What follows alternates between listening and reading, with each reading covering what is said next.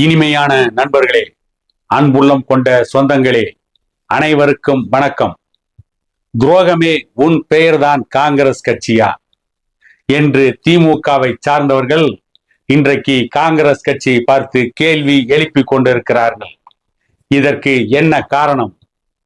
கணவன் இழந்து சிறிது நேரம் கூட ஆகவில்லை, கணவனின் கல்லறையின் ஈரம் கூட காயவில்லை, வேறொரு கணவனை தேடிய பெண்ணை போல தேர்தலில் வெற்றி பெற்று இன்னும் 4 நாட்கள் கூட முடியவில்லை, அதற்குள் காங்கிரஸ் கட்சி திமுக கூட்டணி விட்டு வெளியேறி நடிகர் விஜய்க்கு அறுதி பெரும்பான்மை கிடைக்காத காரணத்தால் அவருக்கு ஆதரவை கொடுத்திருக்கிறார்கள்.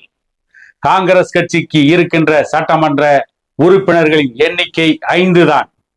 அந்த 5 உறுப்பினர்களை வைத்துக் கொண்டு காங்கிரஸ் கட்சி தமிழ்நாட்டின் அமைச்சரவையில் கூட்டணி ஆட்சியில் பங்கு பெற விரும்புகிறது. அதற்காகத்தான் நீண்ட நெடுங்காலமாக திமுக கூட்டணியில் இருந்த காங்கிரஸ் கட்சி கணவன் கல்லறையின் ஈரம் காய்வதற்கு முன்பே அடுத்த மாப்பிள்ளையை தேடியதைப் போல காங்கிரஸ் கட்சி நடிகர் விஜய்க்கு ஆதரவு கொடுத்திருக்கிறது. இதுதான் இன்றைக்கு தமிழக அரசியலில் ஹாட் டாபிக். அதுவும் இன்றைக்கு இந்திய அரசியலில் பலருக்கு துரோகம் மூலதனமாகி போனது.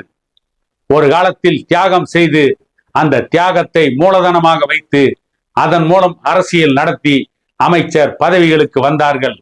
இன்றைக்கு சுலபமாக துரோகம் செய்து அமைச்சர் பதவிக்கு வருவது என்று பலர் முடிவெடுத்து விட்டார்கள். இந்தியாவின் பல மாநிலங்களில் அந்த காட்சிகளை நாம் கண்கூடாக காண முடிகிறது. இந்த சூழ்நிலையில் தான் காங்கிரஸ் கட்சி அவசரமாக நடிகர் விஜய்க்கு ஆதரவு தெரிவித்திருக்கிறது. இதைத்தான் திமுக கடுமையாக விமர்சனம் செய்கிறது. இந்த சட்டமன்ற தேர்தல் தேதி அறிவிக்கும் முன்பு வரை காங்கிரஸ் கட்சி திமுகவுடன் தகராறு செய்து கொண்டிருந்தது. காங்கிரஸ் கட்சி திமுகவை பிளாக்மெயில் செய்தது. சென்ற தேர்தல், அதாவது 2021ஆம் ஆண்டு நடைபெற்ற சட்டமன்ற தேர்தலில் காங்கிரஸ் கட்சிக்கு ஒதுக்கிய சீட்டுகளை விட அதிகமான சீட்டுகளை கொடுக்க வேண்டும் என்று பிளாக்மெயில் செய்தார்கள். வேறு வழி இல்லாமல் கடைசியில் சென்ற தேர்தலில் காங்கிரஸ் கட்சிக்கு ஒதுக்கிய சீட்டுகளை விட இந்த சட்டமன்ற தேர்தலில் 3 சீட்டுகளை அதிகமாக கொடுத்தார்கள். திமுக இந்த தேர்தலில் தோல்வியை சந்தித்தது. அவர்களோடு சேர்ந்து காங்கிரஸ் கட்சியும் தோல்வியை சந்தித்து 5 சட்டமன்ற உறுப்பினர்களை மட்டுமே பெற்றார்கள். இந்த தேர்தல் நடைபெறுவதற்கு முன்பு, தேர்தல் தேதி அறிவிக்கப்படுவதற்கு முன்பு வரை காங்கிரஸ் கட்சி நடிகர் விஜயோடு கூட்டணி சம்பந்தமாக பேசியது. நடிகர் விஜயும் ராகுல் காந்தியும் பேசியதாக கூட செய்தி இருந்தது. காங்கிரஸ் கட்சியினுடைய ஒரு நாடாளுமன்ற உறுப்பினர் மாணிக்கம் தாக்கூர் என்பவர் திமுக கூட்டணியை விட்டு காங்கிரஸ் கட்சி வெளியேற வேண்டும் என்று பகிரங்கமாக போர்க்கொடி தூக்கினார். அப்படிப்பட்ட அரசியல் அசிங்கத்தை எல்லாம் காங்கிரஸ் கட்சி நிறைவேற்றியது. சென்ற தேர்தலை விட 3 சீட்டுகள் அதிகமாக கொடுத்தவுடன் திமுக கூட்டணியில் காங்கிரஸ் கட்சி தொடர்ந்தது. தேர்தலில் தோல்வியை சந்தித்தாலும் 5 சட்டமன்ற உறுப்பினர்களை பெற்ற காங்கிரஸ் கட்சி இன்றைக்கு நடிகர் விஜய் கட்சிக்கு ஆதரவு கொடுத்திருக்கிறது. நடிகர் விஜய் கட்சிக்கு காங்கிரஸ் கட்சி ஆதரவு கொடுத்ததற்கு பிறகு திமுக தரப்பிலிருந்து காங்கிரசுக்கு எதிராக கடுமையான விமர்சனங்களை வைத்துக் கொண்டு இருக்கிறார்கள். நாம் ஏற்கனவே பலமுறை பேசியிருக்கிறோம்.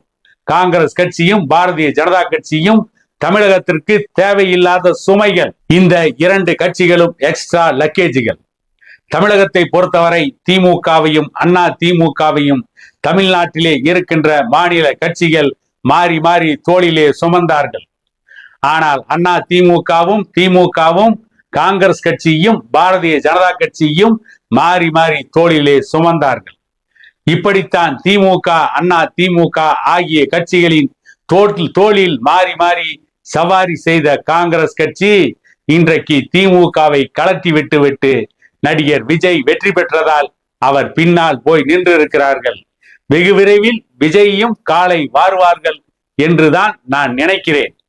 இன்னும் சொல்ல போனால் இந்த காங்கிரஸ் கட்சி தமிழ்நாட்டு மக்களுக்கு, தமிழர்களுக்கு செய்த துரோகம் கொஞ்ச நஞ்சம் அல்ல. ஈழ தமிழர் பிரச்சனையில் தமிழர்களை கொன்று ஒழிப்பதில் அன்றைக்கு மத்தியிலே ஆட்சியிலே இருந்த காங்கிரஸ் கட்சி பெரும் பங்கு வகித்தது. இலங்கையில் தமிழர்களுக்கு எதிரான போரை காங்கிரஸ் கட்சி தான் நடத்தியது என்று, இந்தியாவை ஆளுகின்ற காங்கிரஸ் கட்சி தான் நடத்தியது, இந்திய அரசுதான் போரையே நடத்தியது என்று ராஜபக்சே பகிரங்கமாக அறிவித்தார்.